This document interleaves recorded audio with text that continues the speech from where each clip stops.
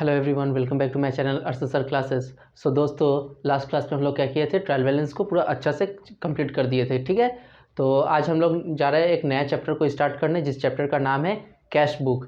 तो गाइस, सबसे पहले हम लोग समझते हैं कि कैश बुक होता क्या है। देखिए, अभी का क्लास हम क्या करेंगे, सबसे पहले इंट्रोडक्शन का क्लास कराएंगे। ठीक है, तो सबसे पहले हम लोग समझेंगे कि कैश बुक होता क्या है।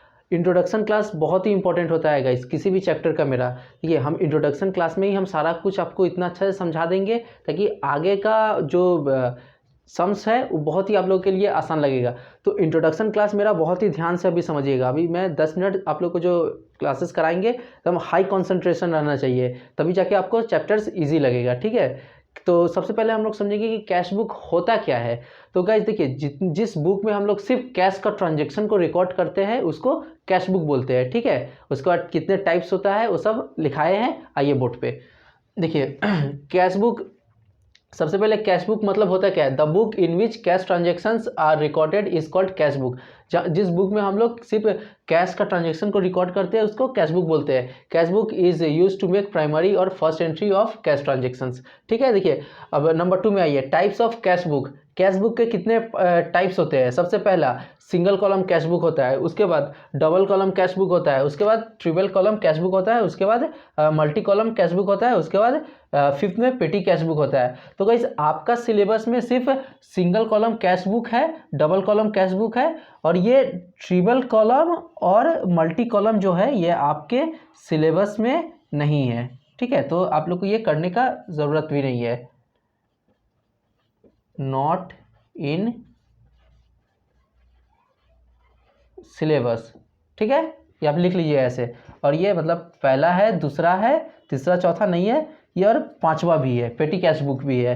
ठीक है, तो पेटी कैश बुक एकदम छोटा सा चैप्टर है, इसको हम बाद में करा देंगे। सबसे पहले हम लोग इसमें करेंगे क्या, सिंगल कॉलम कैश बुक और डबल कॉलम कैश बुक करेंगे। ठीक है, तो अब इसका ये rules of cash book. Cash book का रूल्स क्या है, देखिए ध्यान से समझिएगा।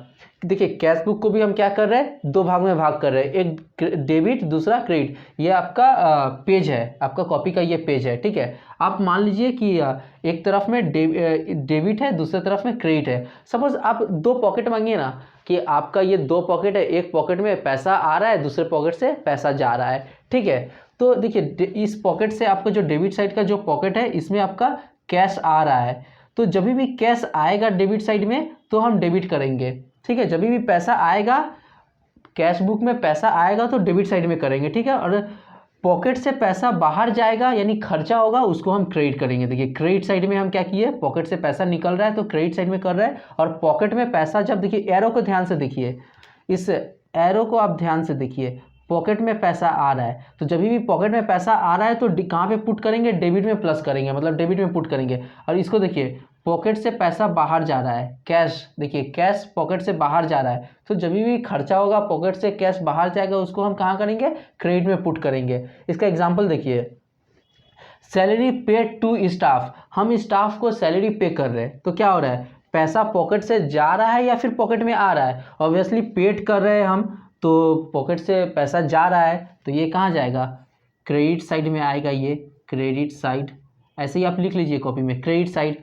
और रेंट रिसीव्ड, आपने रिसीव किया है रेंट, तो क्या हो रहा है, पैसा आ रहा है या पैसा जा रहा है, पॉकेट में पैसा आ रहा है, तो पॉकेट में जब भी पैसा आएगा तो इसको हम किस साइड में पुट करेंगे, डेबिट साइड में। देखिए कैश, पॉकेट में कैश आ रहा है तो ये डेबिट साइड में आएगा। ठीक है, इस तरह आप ऐसे ही लिख लीजिए, एग्जाम्पल है ताकि आप लोग को जब भी रिवीजन कीजिएगा तो रिवीजन में आप लोग को समझने में आसानी होगा। ठीक है, आप लोग इसको समझ लीजिए। ठीक है, चलिए इसको कॉपी कीजिए, उसके बाद हम मिटा देंगे। ठीक है, इसको जैसे हम कराए हैं वैसे एग्जैक्टली सेम टू सेम आप कॉपी कीजिए। ठीक है, तब हम मिटा देंगे।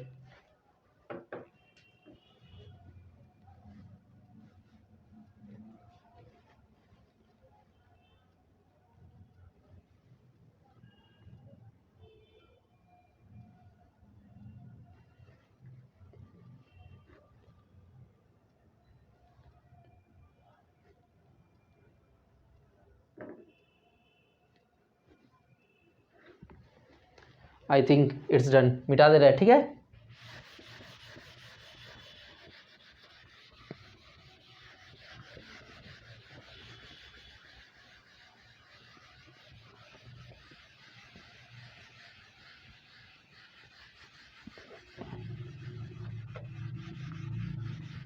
इसका बाकी है, क्वेश्चन को वीडियो को पॉज कीजिए, पॉज करके आप कॉपी कर लीजिए, ठीक है।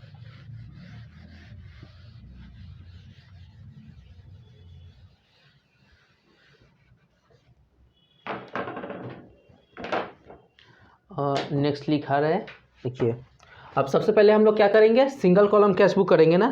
तो यहाँ पे हेडिंग दीजिए, under single column cash book. सबसे पहले हम लोग सिंगल कॉलम कैश बुक को करेंगे, ठीक है। हेडिंग दिए under single column cash book. उसके बाद हेडिंग के नीचे आपको लिखना पड़ेगा only cash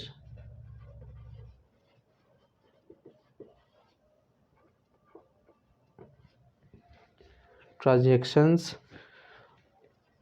are recorded,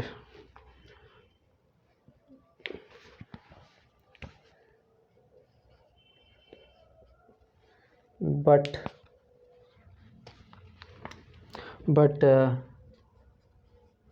if a check received and not deposited into bank on the same day, it is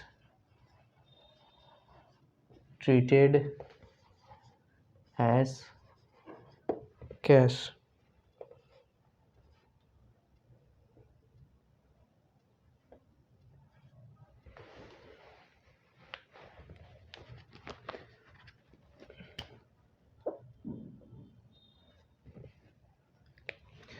देखिए क्या बोल रहा है, सिंगल कॉलम कैश बुक में क्या बोले, only cash transactions are record. Obviously cash book बना रहे हैं तो सिर्फ कैश ट्रांजेक्शन ही रिकॉर्ड करेंगे। बट इस चीज़ को देखिए, but if a cheque received, अगर हम चेक को रिसीव करते हैं and not deposited into bank on the same day, same day में अगर हम डिपॉजिट नहीं करते हैं बैंक में तो उसको हम क्या मान लेंगे, it is treated as cash. देखिए ध्यान से पढ़िए, इफ़ अ चेक रिसीव्ड, अगर हम चेक को रिसीव करते हैं and not deposited into bank, और हम बैंक में डिपॉजिट नहीं करते हैं, कब, सेम डे में, मतलब जिस डेट में हम चेक को रिसीव कर रहे हैं उसी डेट में अगर हम बैंक में नहीं डिपॉजिट करते हैं तो हम उसको क्या मान लेंगे, उस चेक को, it is treated as cash, उसको हम कैश मान लेंगे, ठीक है। यहाँ तक समझ में आ गया। उसके बाद अभी आइए सम्स में एंटर करेंगे, ठीक है। पहले इंट्रोडक्शन क्लास आप अच्छे से समझ लीजिए, कॉपी कर लीजिए, उसके बाद सम्स बनाएंगे, ठीक है। कॉपी कीजिए जल्दी।